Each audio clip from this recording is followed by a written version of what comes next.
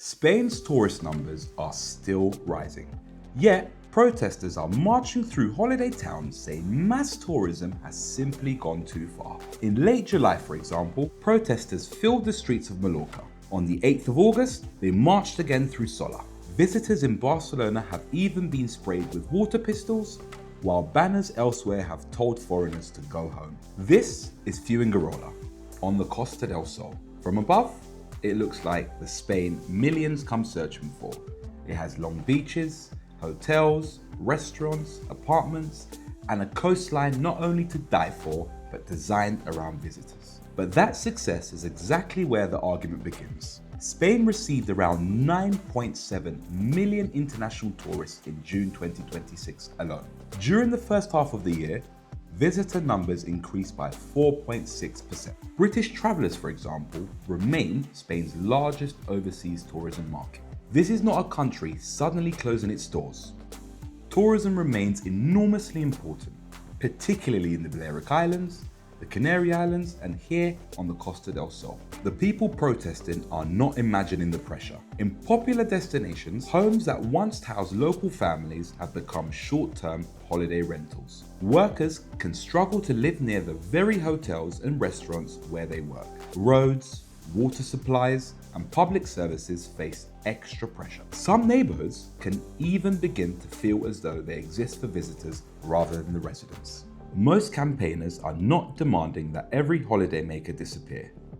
Their argument is that with mass tourism and with the belief that visitor numbers can grow forever, while housing, wages, and infrastructure somehow absorb all the consequences. That anger can still feel rather personal.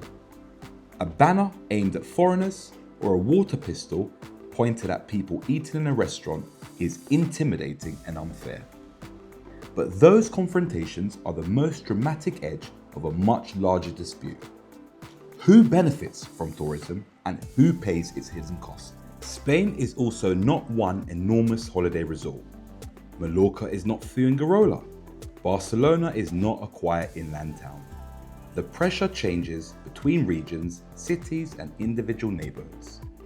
A headline about a protest on an island does not mean a family arriving at Malaga airport will be met with hostility. Millions of visitors continue to arrive, and hotels, restaurants, attractions, and local businesses actively depend upon them.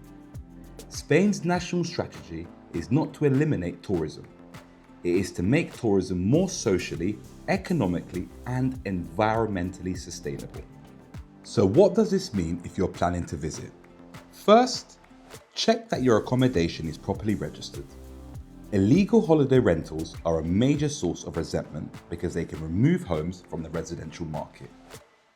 Secondly, spend beyond the international chains.